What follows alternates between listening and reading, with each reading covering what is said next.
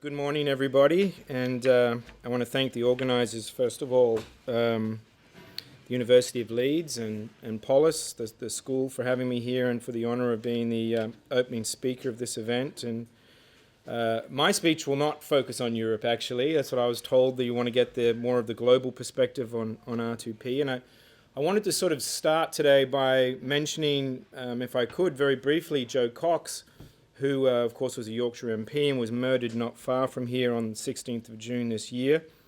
Joe was actually an ally and a friend of the Global Centre for R2P, and I last met with Joe at the UK Parliament a few months before she was murdered, and we had been conspiring, not so secretly, about how to elevate the discussion around Syria and around R2P in the UK Parliament.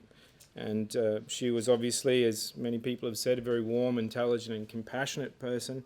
But I think she was also an example of what one dedicated person, strategically placed, can do. And so I want to acknowledge her here today. And at the start of August, I lost another colleague, Khalid Hara, in the rubble of an airstrike in Aleppo. And Khalid was a member of the White Helmets in Syria.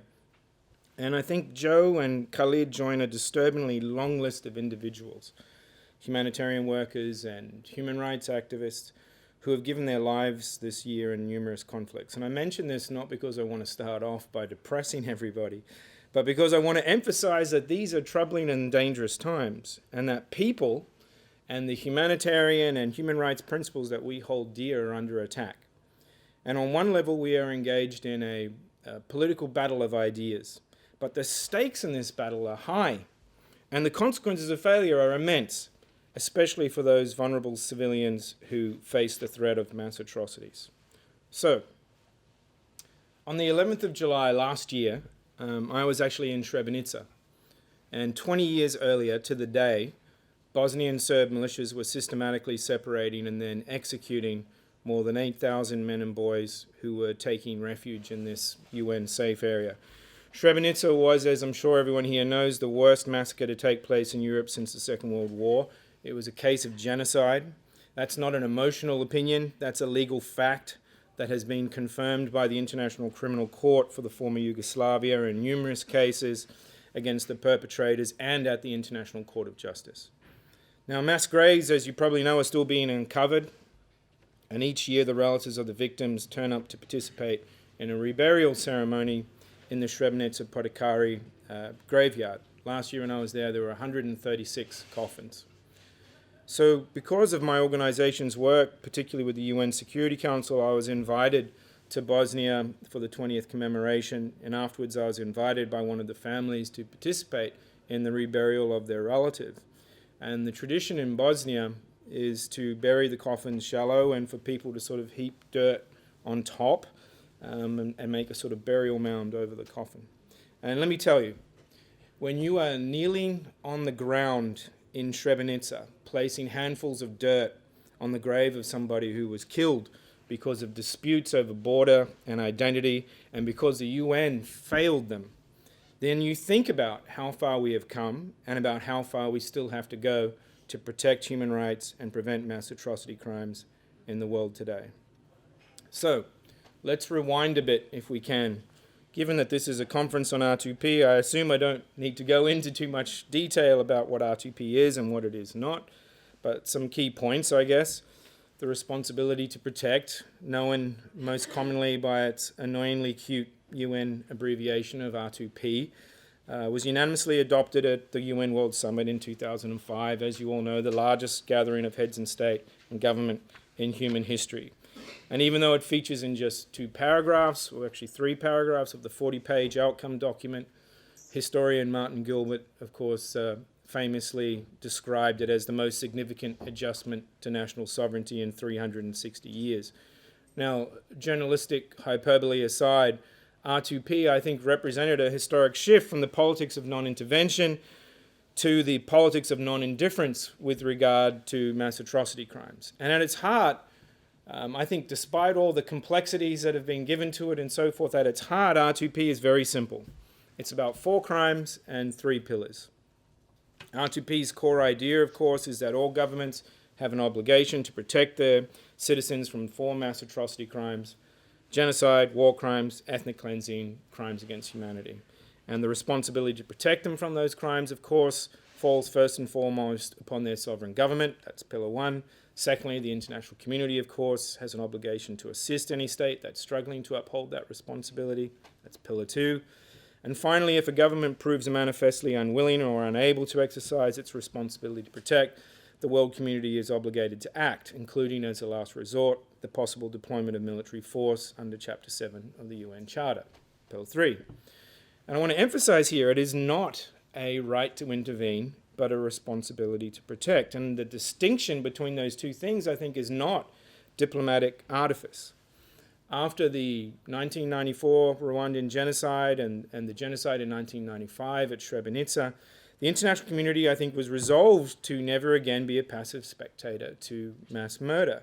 And so the underlying premise of the responsibility to protect is a fundamental rejection of both unilateral interference and of institutionalized indifference when it comes to mass atrocity crimes, to paraphrase my friend Ramesh Thakur. And in this sense, I think R2P is a demand-driven norm. That is to say, it wasn't created because diplomats, were bored and wanted to create a cute new kind of acronym for the UN to use. There's plenty of them at the UN, believe me. As long as mass atrocities exist in the world, the UN Security Council will have to figure out how to respond. The international community will have to figure out how to respond. And despite the progress that we've made, that is always going to be a delicate, a difficult, an imperfect, and a contentious enterprise. But at its heart, R2P, I think, is primarily a preventive doctrine. So 11 years after it was adopted at the UN World Summit, what does the balance sheet say regarding R2P? Well, first of all, on the progress side, I think on one level we've made extraordinary progress. The consensus built over the past 11 years around the responsibility to protect, I think, is as strong as it is undeniable.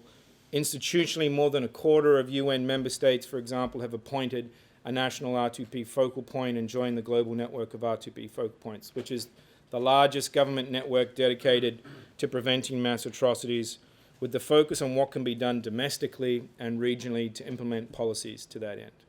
If we look at the reaction side of things, if you like, the UN Security Council also recently adopted its 50th resolution referencing R2P. I recommend an upcoming article by Jess Gifkins, who I think is here, there she is, on this very issue, about why that's important. 10 of those resolutions concern thematic issues, including the trade in small arms and light weapons, the prevention of genocide, the protection of healthcare in armed conflict situations, while 40 of them adopted measures to confront the threat of mass atrocities in 12 different country situations: Burundi, Cote d'Ivoire, Yemen, Libya, Liberia, Mali, Sudan, South Sudan, Somalia, Democratic Republic of the Congo, Central African Republic, and yes, even Syria on the humanitarian access issue.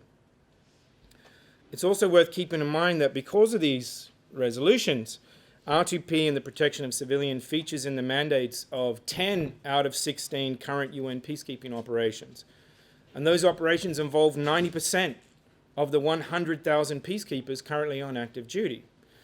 And so R2P has taken, I think, the question of rights away from potential abusers or interveners and placed it where it belongs: the right of vulnerable people to protection.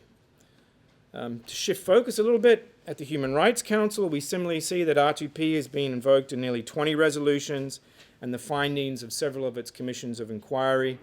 I think this reflects also that R2P is not just an idea, but increasingly is a practical guide to early warning and to hopefully provoke timely action. So those are the positives. Other side of the story. The record of R2P, like all international norms, is not unblemished.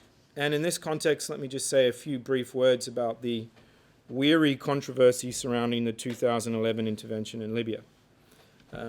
My organization supported resolutions 1970 and 1973. I still believe that protecting civilians in Benghazi and Misrata was the right thing to do. However, as the bombs fell, I think there were two huge mistakes that were made by the interveners. The first, and I've written about this at length, so I won't go into it. If you're having trouble sleeping at night, just type in Simon Adams, Libya, R2P, and there's plenty there to help you get off to a good slumber. The first mistake was the shift from civilian protection to regime change and taking sides in a civil war. The second mistake was the hasty withdrawal afterwards. The international community wanted out very quickly, and some factions of the Libyan rebels very much wanted them gone. And so the responsibility to rebuild was ignored. And that was a fundamental failing and partly explains the descent into, into chaos and into warlordism in Libya.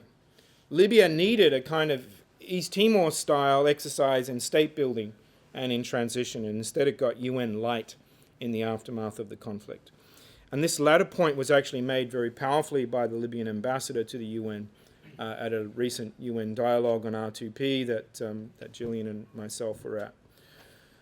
So to the extent that there's residual divisiveness around R2P today, it's actually rooted not in a particular country situation, but in differing perspectives on what to do when prevention fails and it becomes necessary to actually act to halt atrocities.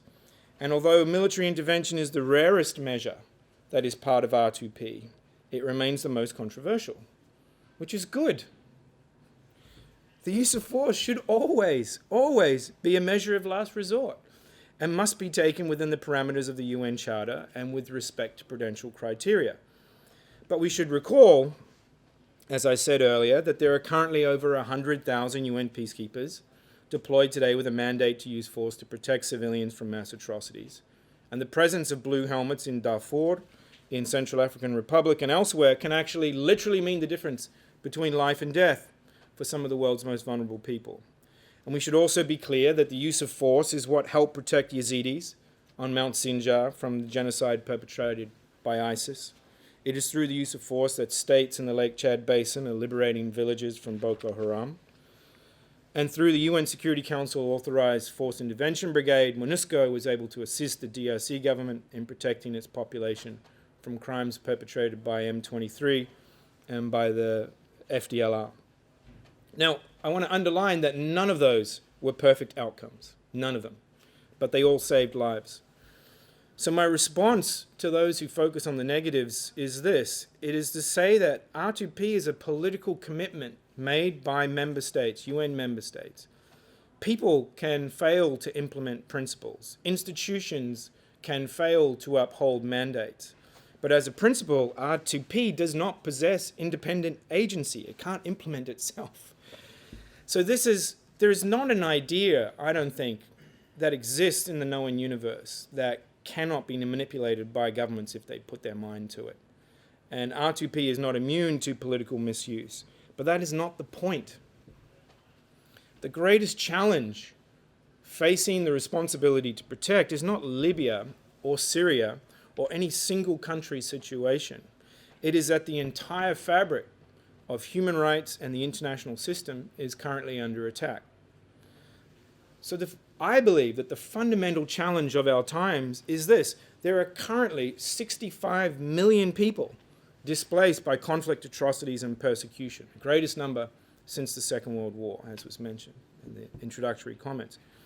And during 2016, we've already had unprecedented four level 3 humanitarian emergencies in Syria, in Iraq, in Yemen, and in South Sudan. And confronting that crisis is an international system that is worn out and is fraying at the edges. We have a 20th century UN struggling to cope with 21st century problems. Or to put it in, paraphrase another colleague, a Remington typewriter UN trying to operate in an iPhone world.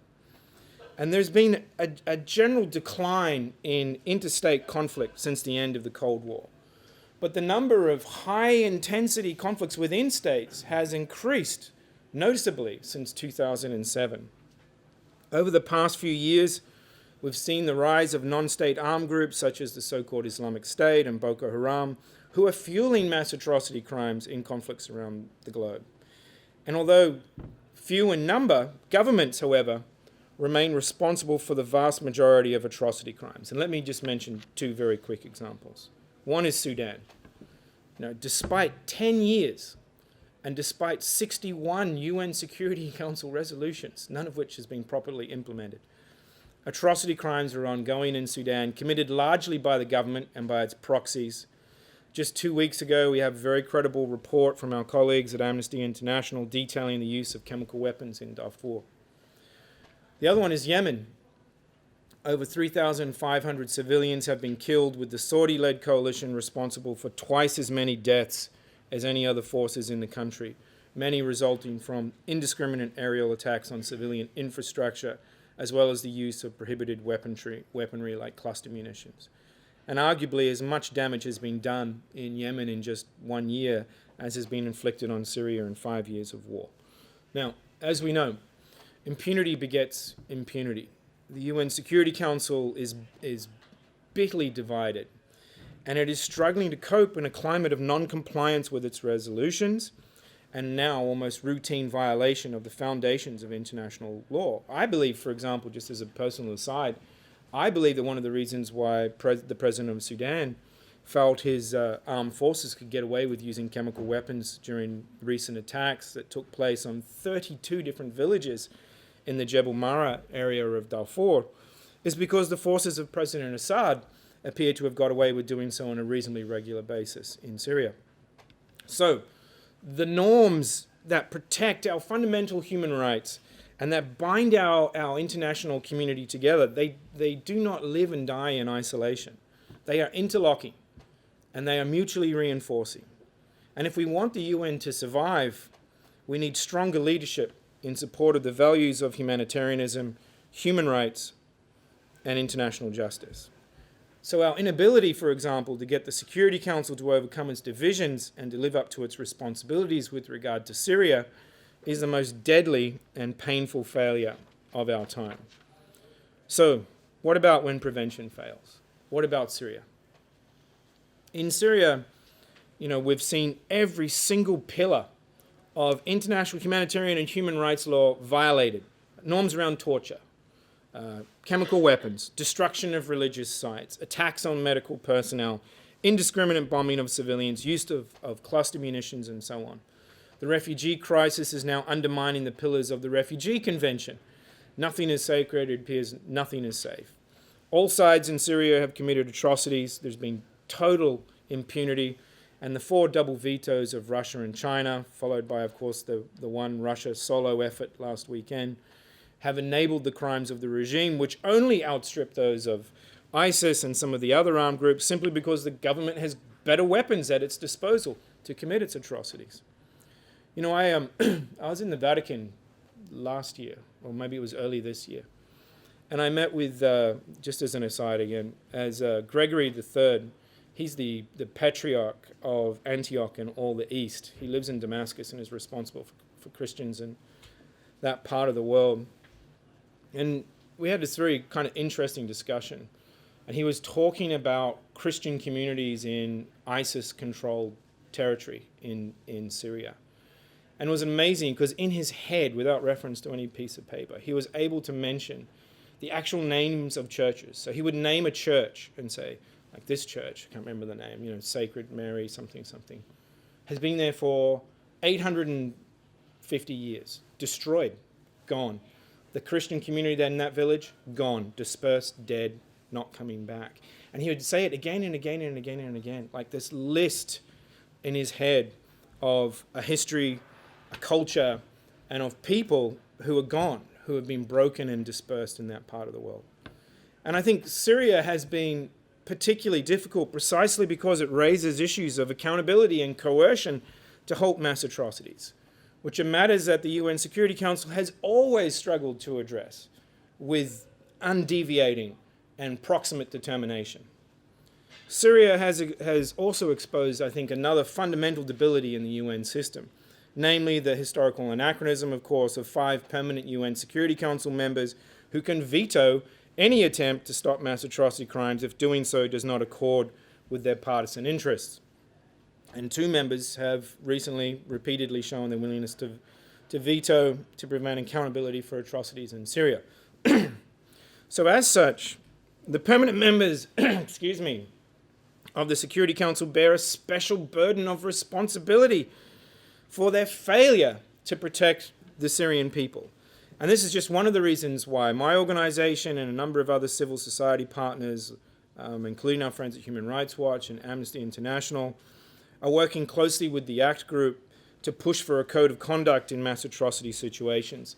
We have 112 states that have signed up to that code so far. We believe that the permanent members of the Security Council have a responsibility not to veto when faced with these most conscience-shocking crimes. And we support these initiatives, and I want to emphasize this because there have been some people on the internet who have been talking about this.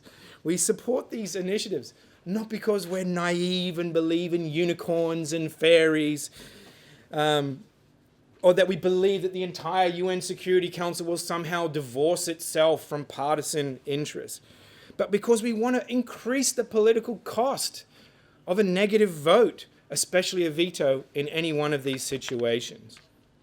We want to force the business of the council out of the shadows with regards to mass atrocities, and we want to hold them accountable under the bright light of global public opinion.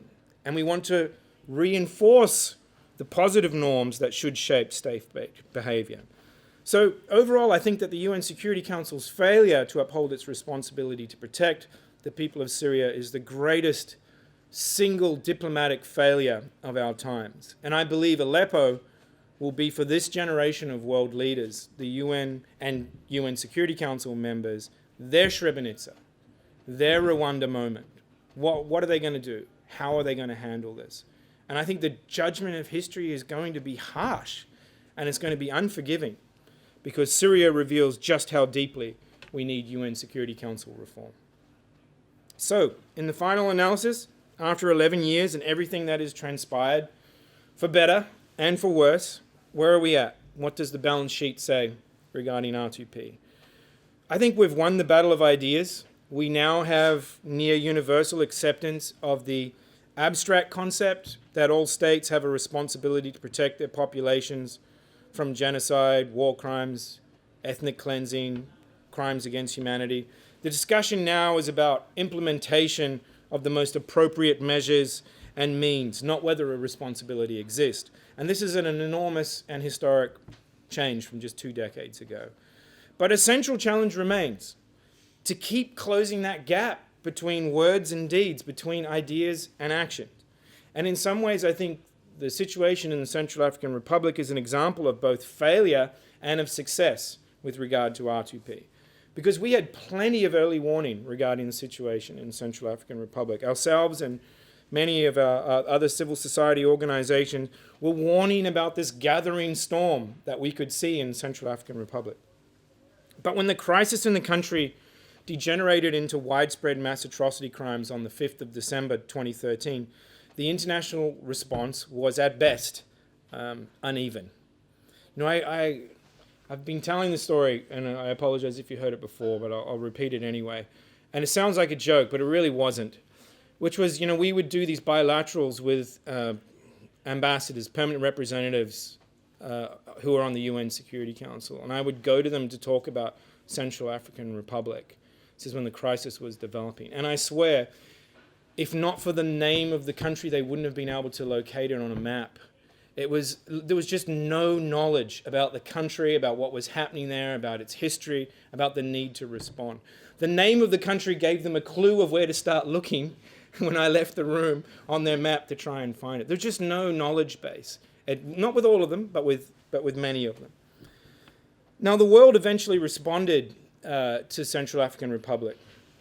That is the positive side of the story, but financial constraints, emotional investment, and geopolitics affected the nature, the intensity, and the depth of the response. For example, the Council's response to the crisis in Central African Republic was tardy, in part, I believe, because of many wasted weeks where some members of the Council argued that the former colony was France's problem, despite the fact that the country had been independent since August of 1960. There was this kind of colonial, wasn't that a former French colony? Why don't you guys go talk to the French about it? rather than seeing it as a broader collective responsibility. No major international power, and certainly no Hollywood celebrity, had a strong geopolitical interest in Central African Republic. But consistent advocacy at the UN and a formal request from the CAR government eventually led to the French government intervening in support of an African Union mission there. A temporary civilian protection operation, which was only until a proper UN peacekeeping force could be deployed, was operationalized under an R2P mandate. And in the weeks and in the months that followed the emergency deployment, the French lost 3 soldiers in CAR, and the AU force lost 28 men protecting civilians. And yet the force stayed, and that's something that I really want to emphasize. The contrast with Rwanda 20 years earlier is stark. I don't know how much people remember about the Rwandan genocide. But at the start of the genocide, 10 Belgian peacekeepers were killed. I worked in Rwanda after the genocide. And at the ETO on the outskirts, a school on the outskirts of Kigali, after the 10 Belgian paratroopers were killed, on the morning of the 11th of April, a couple of days into the genocide, at about 11 o'clock in the morning, the Belgian paratroopers packed up and they left. And you can go still to the school and see the gates where they left. They left about 3,500 Tutsi inside the school who were sheltering there, surrounded by Interahamwe, who then came in and marched them off to a garbage dump, which is about 2 miles down the road, and killed them all. Okay, so in my mind, the contrast could not be sharper. People died, peacekeepers died, and yet the decision was to stay. Now, on the downside, the very downside, despite the mounting horror in CAR, it still took the UN Security Council 5 months to pass a resolution authorizing a peacekeeping mission, and then it took another 5 months for that peacekeeping mission to actually turn up in the country. And the opposition to approval of a peacekeeping operation on the Security Council, and I say this as somebody who was involved in a lot of that advocacy, initially appeared, at least with some of the states, to be more about dollars and cents than it was about lives. How much is this going to add to the peacekeeping budget was the question. And so when the UN force finally arrived to replace the French and the AU mission on the 15th of September 2014, 80% of the Muslim population in the west of the country had already been displaced. 417 out of 436 mosques in the country had been destroyed, so very much a case of too little, too late. Meanwhile, the positive cases of prevention that we can point to, Kenya in 2013, Guinea, are almost entirely neglected in terms of the way in which the UN understands how to respond to crises, and the UN Peacebuilding Commission continues to operate on the remote margins and fringes of UN life. And so what do we learn from all of this? I think it shows us that the choice often facing us today is not one of invasion versus inaction, but of how we both simultaneously cooperate with and compel states to uphold their R2P when they're failing to do so. And it is also, and it's a big also, how to ensure that when prevention fails, robust R2P mandates are matched with appropriate resources so that peacekeepers, if they're deployed, for example, are deployed in time to protect lives, not to mop up the blood afterwards or to bury the corpses of people that they arrived too late to save. Because I got to tell you, I'm sick of standing beside mass graves, sick of attending memorial services for people killed while the world sat on its hands. So, to conclude, one of the most interesting and engaging things I think about the world of human rights and R2P since 2005 is how it has produced an entire area of academic study and of academics who have focused on this area. I think that's a great thing. That's why I came here all the way. Leeds isn't normally on my travel route. That's why I came here to be here. And I think a European Centre for R2P is a great idea, and it's an idea that I support. But it's also produced a cottage industry of kind of internet hobgoblins who spend their days and nights toiling away to kind of try and catch me or Jennifer Welsh or Alex Bellamy or Ken Roth from Human Rights Watch or somebody else in some political contradiction and say, aha, you are less than perfect. The political outcome is less than perfect. You have not saved the world and remade it according to my specifications. Then they tweet or blog out their bitterness and bile. Now, I don't live in that world, and I'm not really interested in that world. But let me say this. No government and no state is perfect. No idea can implement itself, and the very nature of international politics, in my experience, is an eternal battle for the politics of moral consistency over the politics of opportunism and cynicism. And I love debate and critique, but I've grown bored of kind of anemic critiques from people who don't offer constructive criticism and who risk nothing, don't visit the front lines, don't speak to the people for whom these are issues of life and death rather than abstractions, and are not trying to build anything. So my message is for the people here, especially students. I'm glad to hear that there's students here. And colleagues, and there's a number of colleagues in this room that I know and whose work I know. So my message is to those people who believe that a better world is possible, who refuse to look away and refuse to surrender to complacency and to cynicism. Because I consider myself to be a pragmatic idealist. That's why I joined the anti-apartheid movement when I was 17. That's why my message to you is that we are involved in a historic struggle to defend the entire post-1945 human rights framework, to advance R2P and to end impunity for mass atrocity crimes. And in that struggle, I think we all have to decide what side you want to be on. We need you.